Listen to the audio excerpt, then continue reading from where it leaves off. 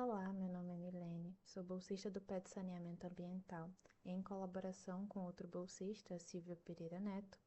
e sob a orientação da nossa tutora Miriam Cleide Cavalcante de Amorim, nós realizamos o trabalho titulado como Índice do Estado Trófico do Riacho Macarrão em Área Urbana de Juazeiro, uma análise por diferentes métodos. Nesse contexto, a gente tem que os riachos urbanos eles são suscetíveis a distúrbios de origem antrópica, que intensificam o processo de eutrofização e a degradação da água.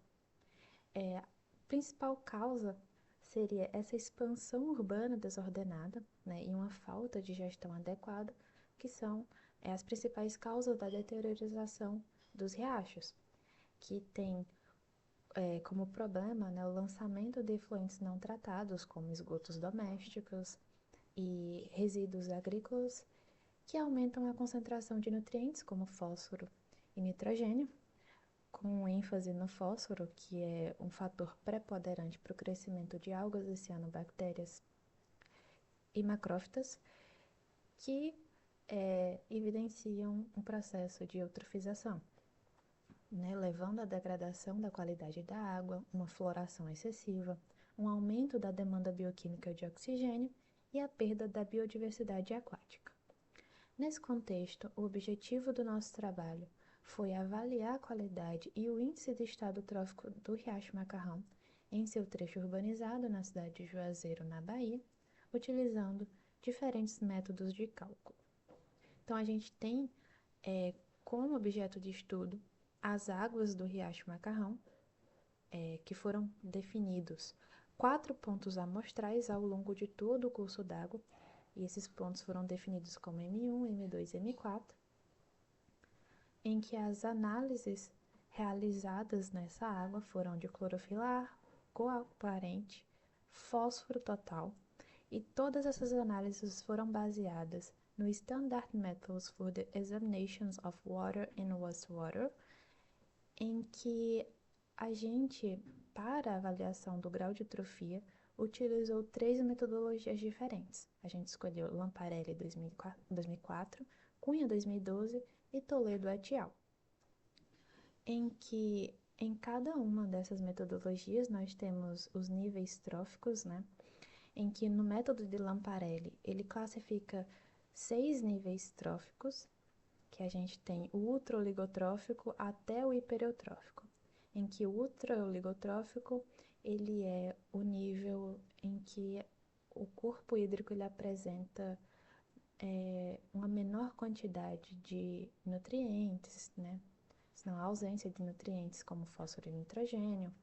uma baixa produtividade, então seria considerado uma água limpa. E o seu maior nível trófico seria o hipereutrófico, em que ele apresenta um alto grau de trofia, em que há a presença de muitos nutrientes, né? Há uma alta produtividade, matéria orgânica,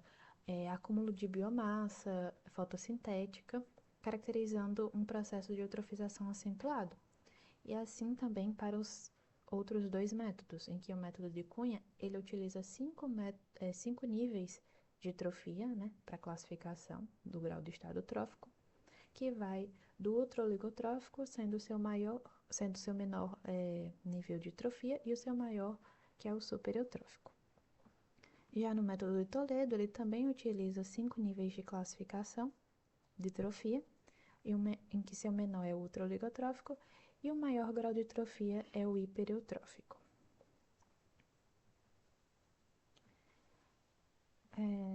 No nosso trabalho, a gente teve como resultado que os nossos parâmetros avaliados como cor aparente, que foram cor aparente, clorofila e fósforo, eles apresentaram valores elevados. O que é evidenciado pelas imagens, né, dos pontos M1, M2 e M3, os pontos de coleta, em que a gente consegue perceber uma água escura, né, com baixa transparência, consegue perceber a presença de plantas aquáticas, né, as macrófitas como as baronisas, também a presença de resíduos sólidos e também o despejo de esgotos domésticos não tratados nesse corpo hídrico. Na imagem abaixo a gente consegue visualizar os beckers com as amostras de água, em que é notável uma coloração escura, uma coloração alta, né, o que é confirmado pelas leituras da cor aparente. Nas tabelas ao lado, a gente tem o resultado quanto ao índice de estado trófico em cada ponto, para cada metodologia. Em que na primeira tabela a gente tem o índice de estado trófico com relação ao fósforo, levando em consideração o que já foi dito, de que o fósforo ele é o fator essencial para o processo de eutrofização. Então, a gente utilizou o fósforo, o índice de estado trófico para fósforo, em cada um dos pontos. E utilizando as 3 metodologias, né? Sendo Lamparelli, Cunha e Toledo, em que obtiveram resultados extremamente elevados, em que a classificação do índice de estado trófico para cada ponto dentro dessas metodologias foi o seu maior nível de estado trófico, sendo para Lamparelli em todos os pontos hipereutrófico, para Cunha em todos os pontos supereutrófico e para Toledo et al. Para todos os pontos a classificação foi dada como hipereutrófico. No ponto M3 a gente realizou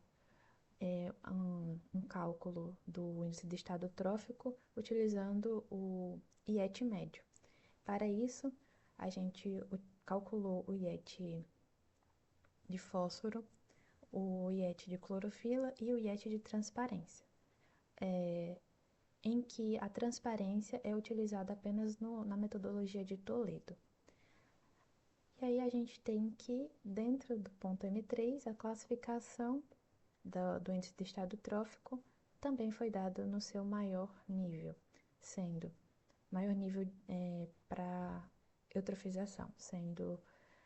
classificado o ponto M3 por Lamparelli como hipereutrófico, por Cunha supereutrófico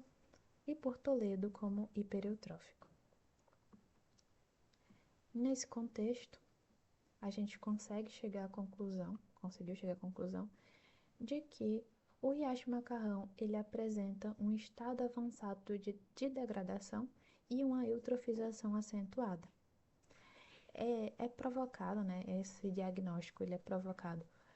pela elevada concentração de fósforo total e clorofila, que pode ser associado à contaminação pelo aporte de efluentes domésticos não tratados. E,